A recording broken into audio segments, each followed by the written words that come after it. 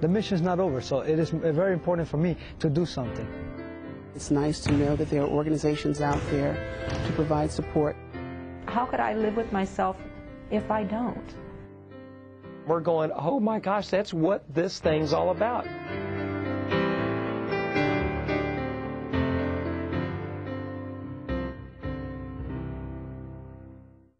What do a bunch of songwriters in Dallas, 2 professional women in Virginia, a mother in Phoenix, and college students in New York State have in common? In very different ways, they're all trying to make life a little better for men and women in uniform. And in each case, the effort is straight from the heart. You know me, although you may not remember, it's been a while.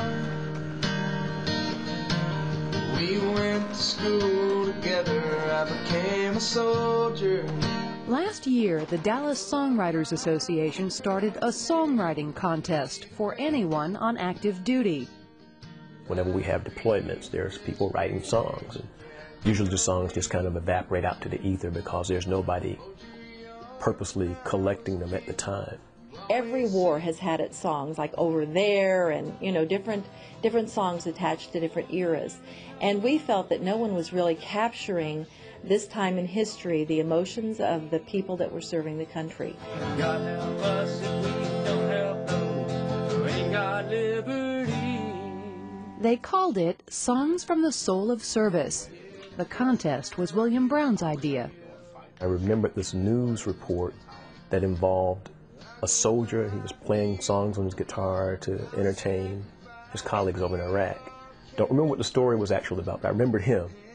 And I just figured if there was one, must have been some other ones there. There were. Ballad of a Hot Mic, hip-hop, hunting song, Set This Bridge on Fire. Over 400 entries, spread over 8 categories from hip-hop and instrumental to rock and country. Some were highly polished recordings. Others were primitive, like the 3 entries reportedly recorded in a porta potty in Iraq. Found me a little place where I could be isolated, try to get you as good a sound as I can get you. All right, I'm gonna have to do everything with my voice because I don't have any instruments. I'm like in Iraq, you know. Okay, here we go.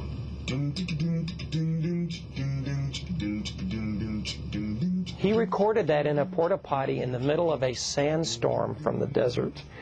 You know, and we're going, oh my gosh, that's what this thing's all about. You know, if we could take this guy's mind off of what he was facing for 15 minutes, if we could give him 15 minutes of peace to put that little cassette tape together to send it to us, then man, we did something good for somebody. There were only 3 that were actually negative to the war, where the people wrote feeling like they were in a hopeless situation. Everyone else was writing from their heart that they were glad to be there, they were happy to serve, and that they were doing a really good thing. Contest rules allowed those in uniform to submit songs written by family members. Lieutenant Colonel Dan Eppright submitted a song written by his wife about the difficulties of family separation during deployment. It made it to the semifinal list, but didn't win. We caught up with Colonel Eppright on leave just after he completed his tour in Iraq. Everybody liked to win, but just submitting was winning. It was fun, watching the process, the excitement, the anticipation. We needed to record their emotions and songs and put it down as a record for people in the future to know exactly what the war in Iraq means, what we're doing in Afghanistan, how our soldiers feel about what they're doing for us today. And I just think it's very, very important. It hurts a little, but it helps us. Right, Gabe. Pay attention. You just take it a day at a time, really. You can't think about a year. You have to think about getting through that day. Monique Reiser has been feeling the stress of her husband Arthur's deployment. With 7-year-old Gabe and 2-year-old Asher, she's got her hands full. Little League Baseball is one way to keep Gabe active, to have as normal a life as possible while his father is gone. It's been really hard for him emotionally, and, you know, I think it's hard for him because he doesn't know how to handle it sometimes, so he's been a little quieter than normal. My family is the most important thing in the world to me, and knowing that there's somebody back home that's doing just a little bit to make their lives a little better, makes my life a little better here. It's a good idea for our New Missouri War to include this in the packet. In McLean, Virginia, Linda Davidson and Gail Krusel saw the families of reservists and National Guardsmen having an unusually stressful time during deployments.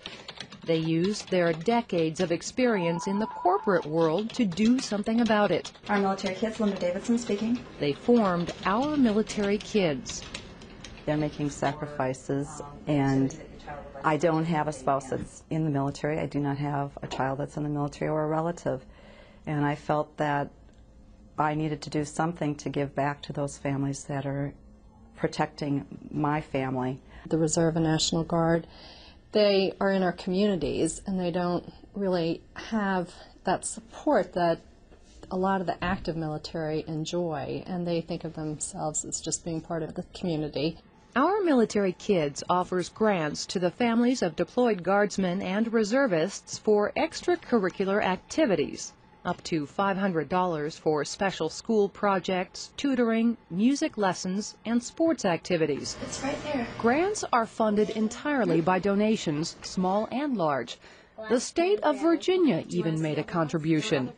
Gabe got grants to participate in a science fair as well as Little League Baseball.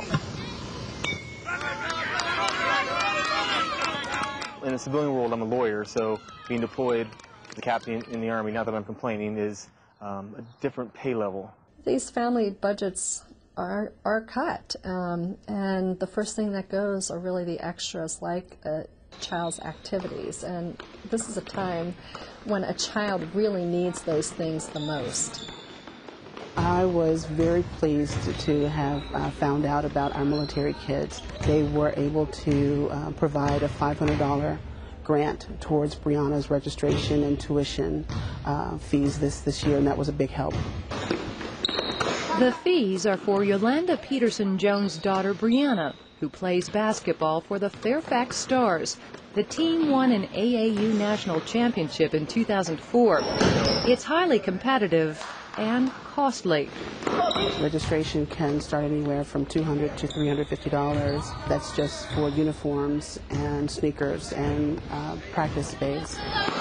There are practices or games almost daily. While Staff Sergeant Sionia Jones of the D.C. National Guard is deployed to Iraq, Brianna's younger brother, CJ, usually gets dragged to her practices. It's tough on my mom because she's always, overworked and stressed, and then my brother, with his sport, it's kind of tough on everybody because, we're not always there to help. Not everyone's there to help each other always, and that one extra person may be the difference. Brianna, a freshman in high school, has kept up her game and her grades despite her father's absence, but she's clearly concerned about him. And his calls haven't been coming, as frequently, so you're kind of wondering, is he okay? Is everything all right? Is he hit? That kind of thing. So I'm kind of a little bit more worried than usual. I appreciate the sacrifices you and your family are asked to make during this period of deployment. Our Military Kids sends a letter saluting each child who receives a grant. The first awards were made in Virginia, then expanded to the entire Washington, D.C. metro area, helping Guard families like the Joneses and Reserve families like the Risers. Awards have now been made in 28 states. Sometimes it's just nice to have somebody say, thank you for your service, we know this is hard for you, and that can make your day, and it can really help you get through another day. I never expected to be in this situation, but it's nice to know that there are organizations out there to provide support to the families. I went home and leave, and you look around and it seems like people have just forgotten that there's 140,000 troops over here sweating, bleeding, and dying. And when you learn about programs that are specifically designed to help families of deployed soldiers, it's one less thing that I need to worry about, and I got a lot to worry about out here.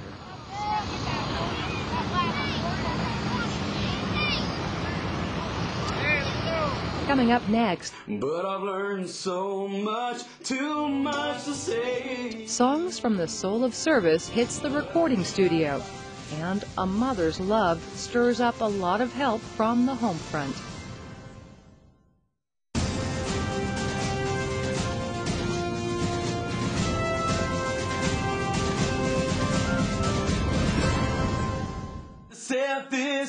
bridge on fire. Well, tears may fall and anger might rage. Your memory will haunt me.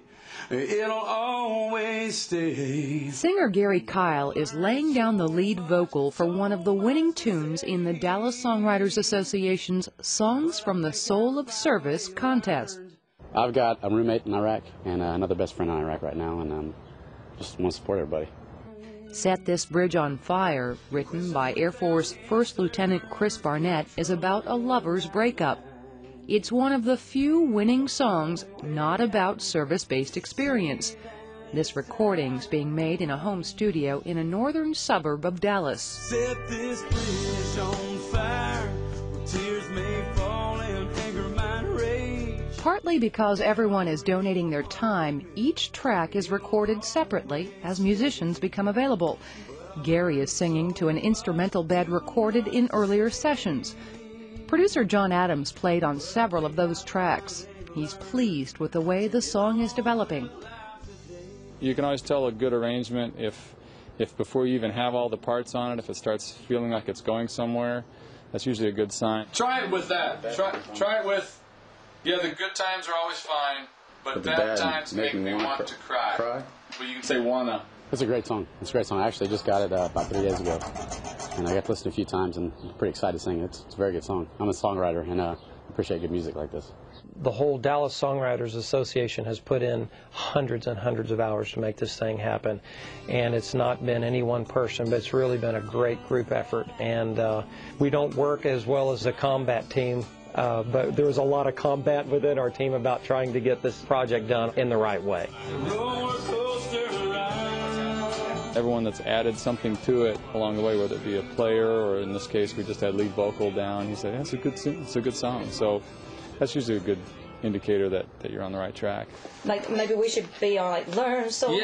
Like let him do. Just punctuate. The end result will be a commercial quality CD to be distributed primarily to contest participants and sponsors. For the Dallas Songwriters Association, the project is a labor of love and respect. Most of the friends I have a very, very high level of respect for what our military is being called on to do.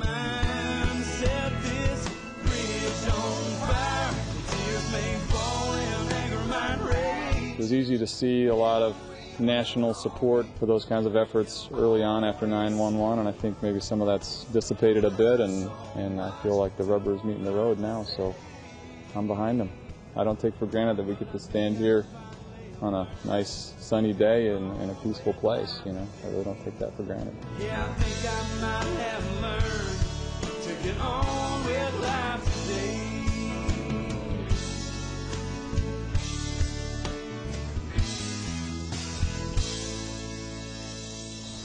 So we're here packing up gourmet coffee to ship over to Iraq and Afghanistan to our Marines, Army, Sailor, and Airmen.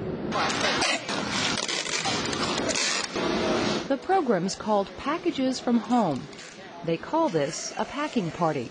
From the Arizona desert, volunteers ship care packages almost anywhere service members are deployed on request.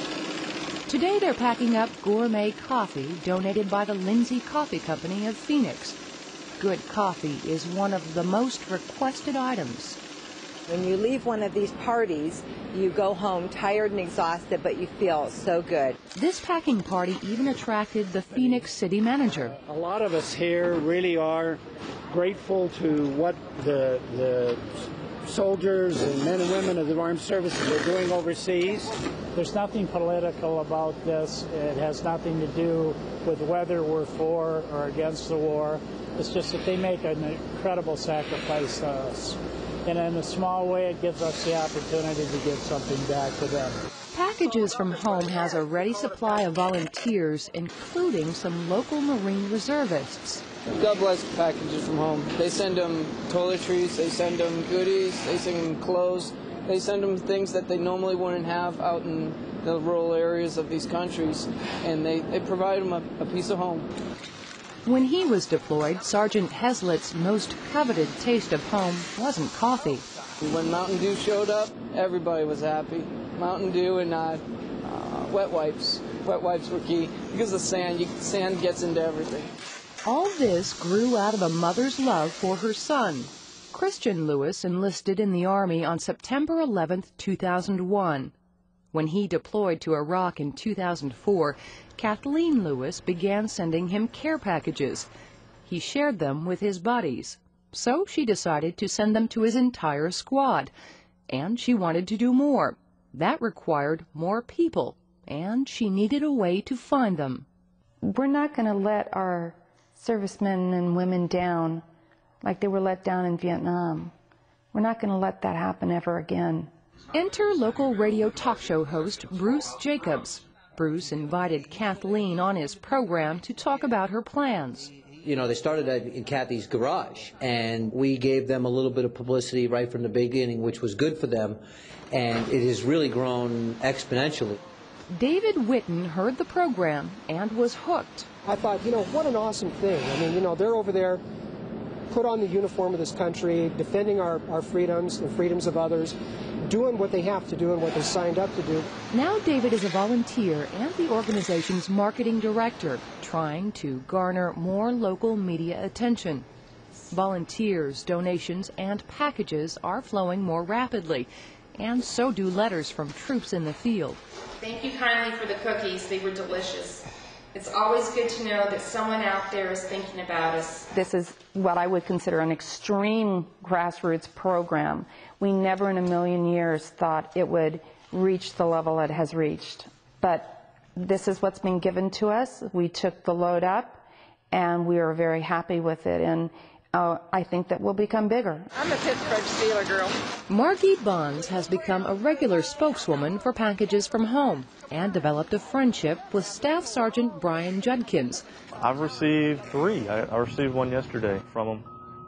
Had lots of coffee in it. They know I like that. She became a volunteer when her own son, Marine Sergeant Michael Marzano, was in the unit deployed to replace Sergeant Judkins. Sergeant Marzano was killed in Haditha, Iraq in May of 2005. I remember driving home that day having this very odd feeling, but I didn't know how to place it. And then at 1:45 in the morning, I had 2 Marines at my door telling me that my son had given the ultimate sacrifice. I emailed her, asked her if she wanted to talk. I told her I'd been to Haditha, and that was where I'd just gotten back from there. And maybe, you know, if she needed somebody to talk to, I could be there for her. It doesn't do me any good to lay in bed and cry. We got to be really close. She's my mom in Arizona. I can't wield a weapon, but I can wield my mouth in a positive way and keep supporting those boys and girls over there. And that's what I'll continue to do, because how could I live with myself if I don't? Packages from Home shipped 26,000 packages from its start through May of 2006. We've been an organization that's grown from shipping 30 packages a month back in March of 2004 to where this organization is averaging 1,000 packages a month. It takes a lot of donations of cash and goods to keep the pipeline flowing. The postage cost for shipping 1,000 packages to Iraq is $8,200. Kathleen Lewis promises to keep up the fundraising effort. She feels she owes it to the troops. They're my heroes. They are my heroes, absolutely. Still to come, a deployed reservist returns to college and inspires another kind of help from the home front. Plus, a last listen to songs from the soul of service.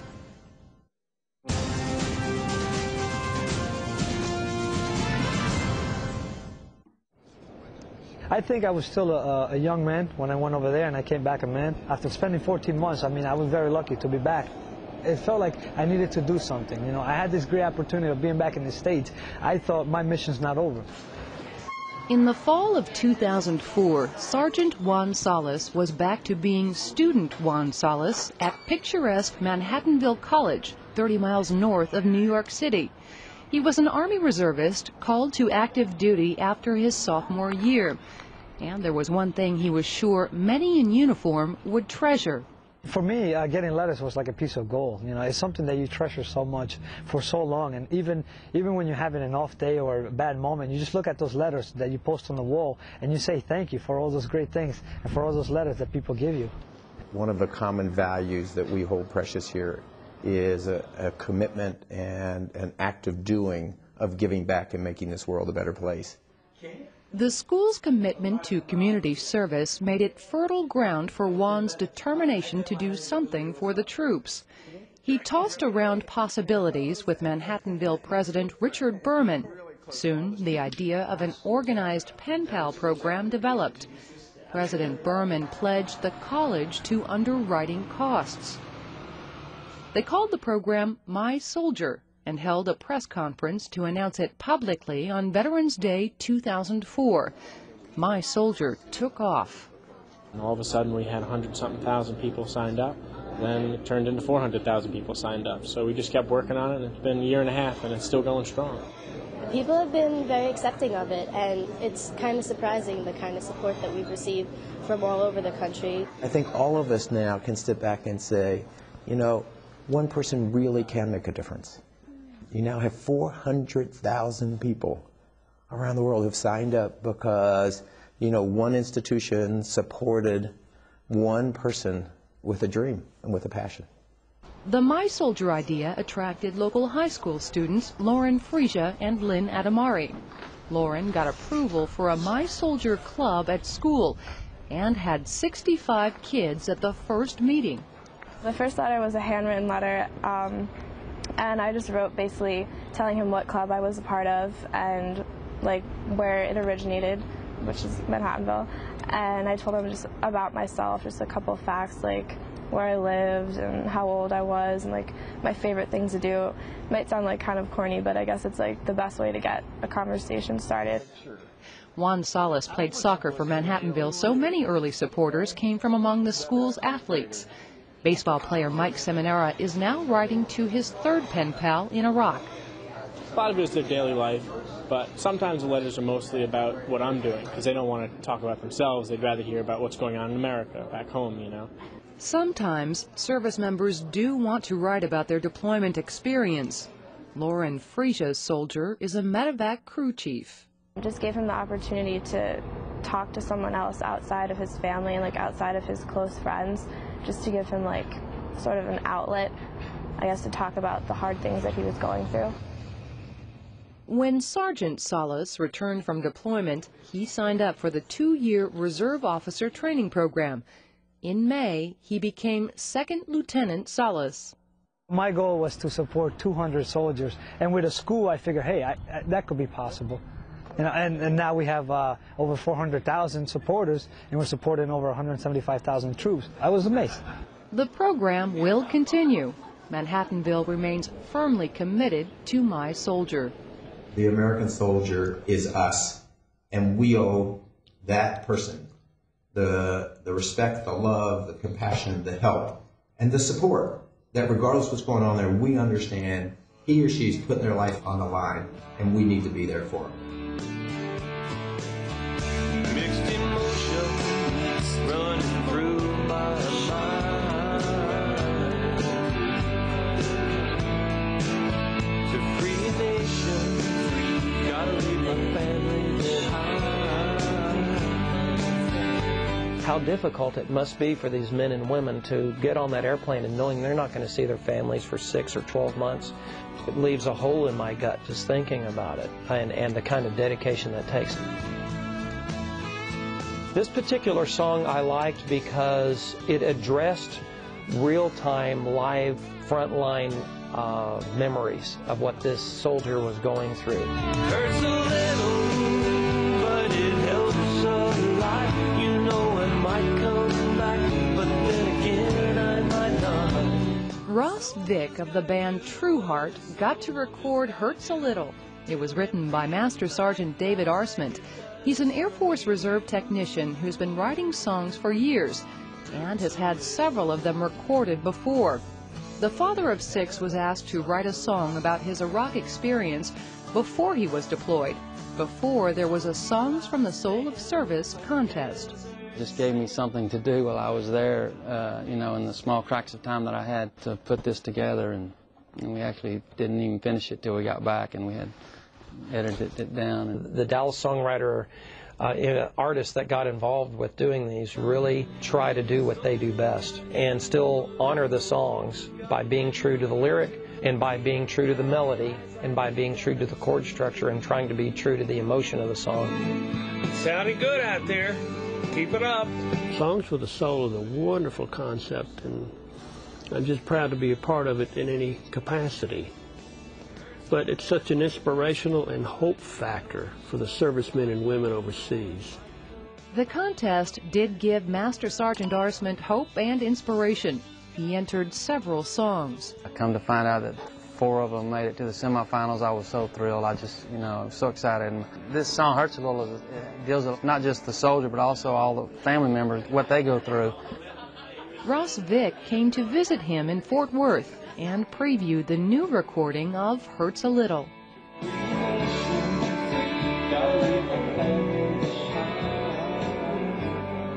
Wow. That's awesome, huh? I'll probably listen to that at least 100 times in the next 2 days. The two even played it together. When you pull home, you say our sweet goodbye. I get up on that and wipe the tears from my eyes. All hurts a little, but it helps a lot. In the last half hour, we've introduced you to 4 organizations striving to make a difference in the lives of U.S. military men and women serving all around the world. They and more than 200 other organizations make up the America Supports You network. I'm Master Sergeant Daniela Marcus. This has been Recon. Now I'm touching down, my call of duty is done. Back in freedom land, back where I come from. See the reason why I do what I do, to see the flag still